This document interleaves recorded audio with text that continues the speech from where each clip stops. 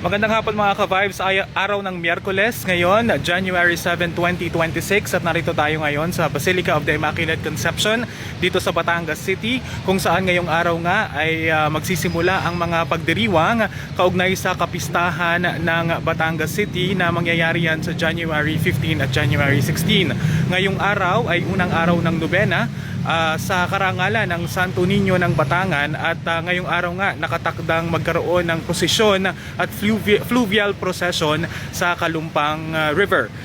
Alas 3 ng hapon ay magsisimula ang land procession. Ito ay magsisimula dito sa Basilica of the Immaculate Conception papunta sa Barangay Santa Clara, Batangas City, kung saan nga ay inaasahang isasara ang ilang mga kakalsadahan na daraanan ng prosesyon papuntang Santa Clara at pagkatapos nga ng prosesyon ay padadaaning muli o muling magbubukas ang mga kakalsadahan. At dahil nga dyan, bandang alas 4 ng hapon naman ay isasara ang Kalumpang Bridge para naman bigyang daan ang pagsalubong ng fluvial procession dyan sa Kalumpang River.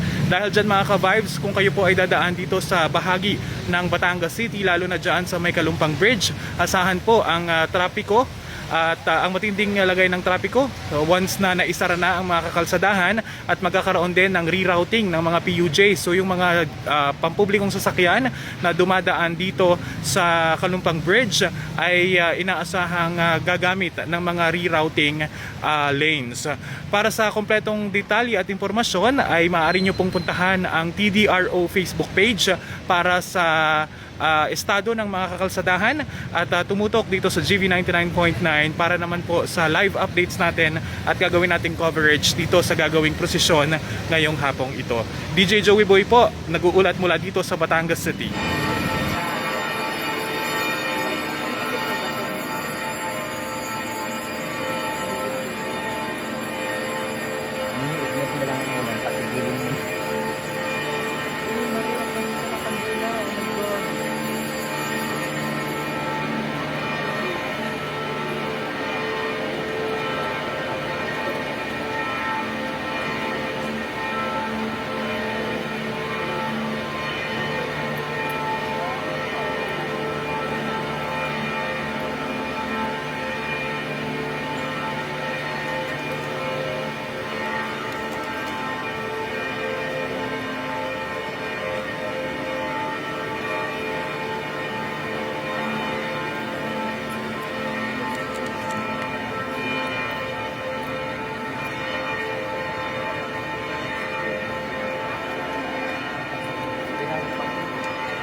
Isa sa gawang natin ngayon ang dito sa loob ng simbahan. Mabig sa gawa ang pagpaparamal at pagpapakondisyon sa gusto ng anak ko sa tuloy ng pangalan. Pinamahal na rekord, pagkura para ko, nagkarang Padre Angel Marcelo El Pastor, kaysa namamayang Patangenyo, mga deboto na mahal ako sa tuloy ng Batangan, kami ay naglalayo na bigyan nararapat ng parangal at alay ang ating mahal na patron. Kami po ay naniniwala sa pamamagitan ito namang pagpaparangal sa ilang mahal na patron ng lungsod ng Batangas ay puposisyon sa ating lungsod. Ay patuloy nila ang pagkakakuhan ng biyaya at pangangalaga. Napakaganda na inyong layunin na parangalan ng ating mahal na patron sa puling ng Batangan, ang paglinga sa pagkakita sa Kanya sa ilog na lupa ay nagpapahayag ng ating paniniwala na noon pa man at pagpahanggang ngayon tayo ay kanyang pinapatubayan. Kaya naman bilang inyong Dr. Pura Paruko, binibigay sa inyo ang ating kapahintulutan na parangalan at prosesyon ng mahal na patron sa tuloy ng Batangan. Ingatan ninyo siya, naway makatulong ang dawain ito sa lalong paglaguman pa ng pangatayang Kristiyano ng mga Batanggenyo. Kalutan na ba kayo ng banal na Batangan? Mahal na po sa tuloy ng Batangan, kami po ay natutuwa sapagkat kami ay nakabilang sa mahal ng Batangan. Kami po mga puso at iwa at bukas para sa inyo. Aming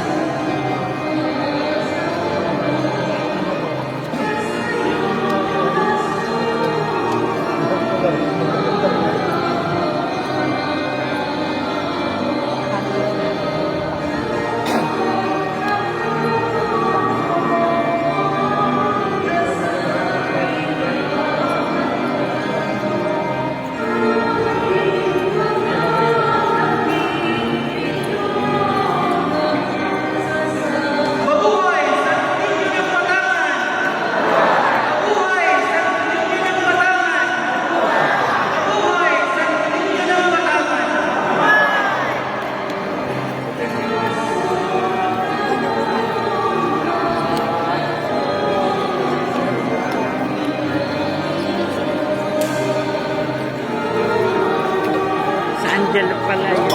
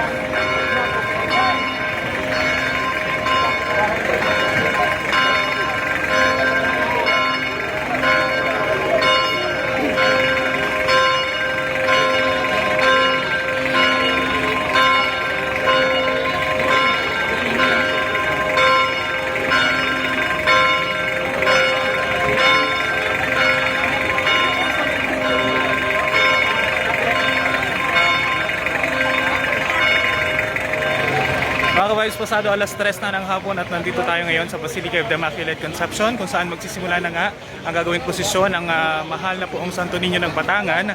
Ito ay dadalhin sa Barangay Santa Clara, Batangas City kung saan magsisimula ang fluvial procession at mula naman sa Barangay Santa Clara, Batangas City, isasakay ng bangka ang imahe ng mahal na poong Santo Niño at ito ay ipaparada sa Kalumpang River at magtatapos yan dyan sa may Kalumpang Bridge.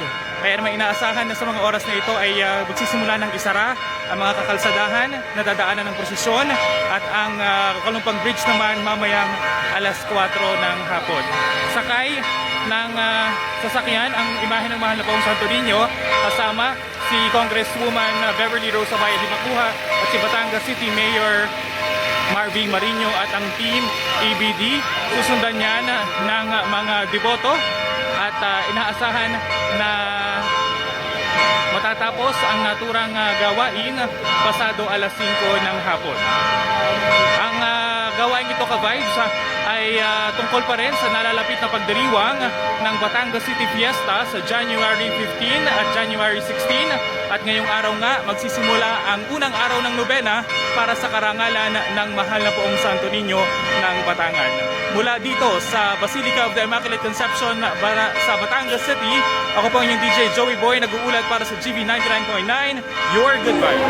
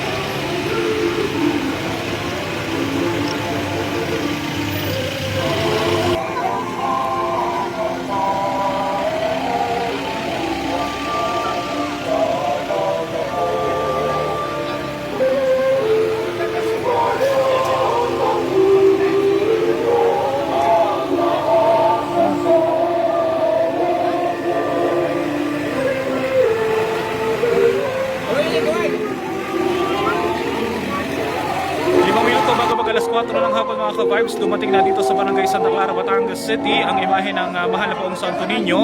At sa mga oras na ito, anumang oras ay magsisimula na ang fluvial procession mula dito sa Barangay Santa Clara, Batangas City. Papunta naman yan dyan sa may Kalumpang Bridge. Kaya sa mga oras na ito, inaasahan na sarado ang Kalumpang Bridge sa mga motorista upang bigyang daan ang nasabing aktibidad.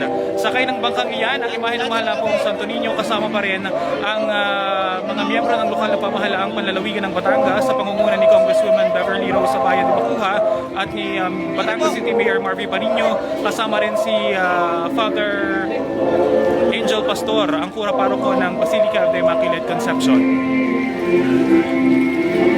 Ang fluvial procession na ito ay tutulungan o asistihan ng ating mga kasama dyan sa Batangas City Disaster Risk Reduction and Management Office. At hanggang dito makikita natin yung ating mga ka-vibes na sumama at sumubaybay kasama rin ang ilang mga ahensya ng gobyerno para maging smooth at maging maayos ang isinasagawang prosesyon dito ng mahal na poong Santo Niño ng Batangan. Muli mga ka-vibes, ang aktibidad na ito ay unang araw ng pagdiriwang ng Batangas City Fiesta sa January 15 at January 16. Pagkatapos ng prosesyon ay magsasagawa ng banal na misa sa Minor Basilica of the Immaculate Conception mamayang alas 7 ng gabi. Mula dito sa Barangay Santa Clara, Batangas City, DJ Joey Boy po nag-uulat para sa GB 99.9, Your Good Vibes. Yung Santo Niño makikita, pag-i-focus mo.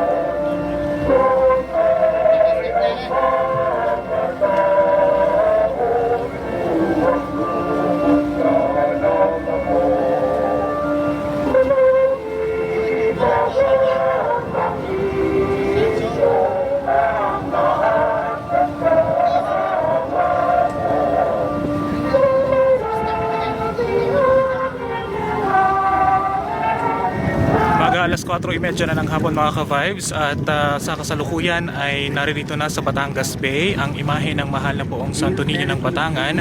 Sakay ito ng bangka at sa kasalukuyan ay nagdarasal ng Santo Rosario ang mga sakay o ang mga kasama sa sinasagawang fluvial procession. Ang pagdarasal ng Santo Rosario ay pinangungunahan ng kura paroko ng Minor Basilica of the Immaculate Conception na si Father Angel Pastor at kasalukuyan nga ay nandito nga tayo ngayon sa kalagitnaan ng Batangas Bay. Inaasahan na mga bandang alas 6 ng hapon ay makararating ang naturang prosesyon sa Kalumpang Bridge kung saan inaabangan din ng ilang mga deboto ang naturang prosesyon. Kasama natin dito ngayon sa prosesyon ang ilang mga grupo mula sa Bantay Dagat, ang Batangas City Disaster Risk Reduction Management Office. Nakita rin natin nakasama dito ang ilang mga lokal na opisyal ng Barangay Santa Clara, ang Red Cross Batangas at ang gawaing ito naman ay inaasistihan dito ng Coast Guard Southern Tagalog. Mula dito sa Batangas Bay, DJ Joey po ay nagbulat para sa GB 99.9, Your Good Vibes.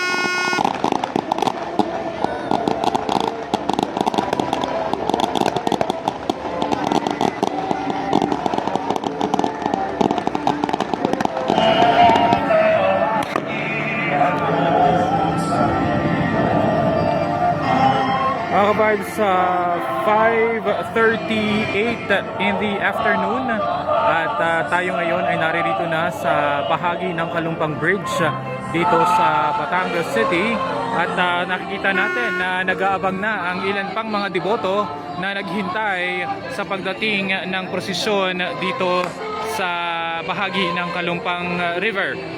Sinarado ang Kalumpang Bridge sa alas 4 ng hapon upang bigyang daan ang prosesyong ito at inaasahan na pagkatapos na maibaba dito sa bangka ang imahe ng Santo Niño ng Batangan ay muling magkakaroon ng land procession mula naman dito sa Kalumpang Bridge patungo sa Basilica of the Immaculate Conception Parish. Pagkatapos niyan ay magkakaroon ng banal na misa bandang alas 7 ng gabi.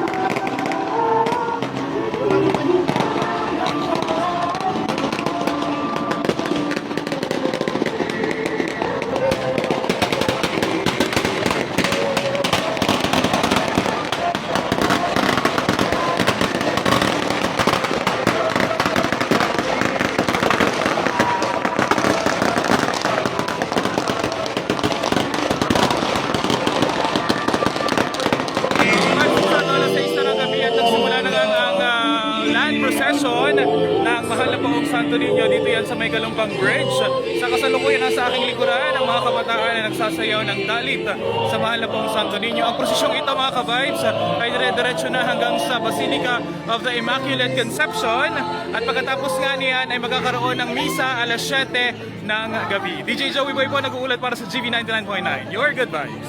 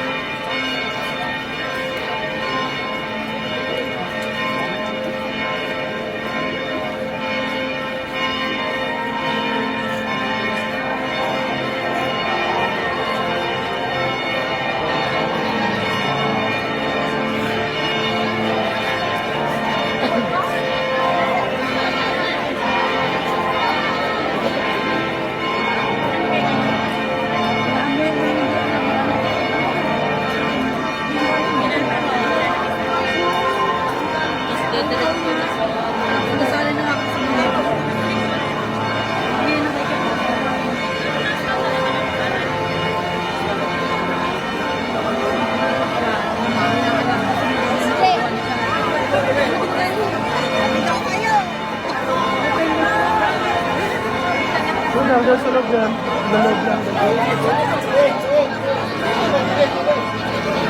Dito na lang, dito.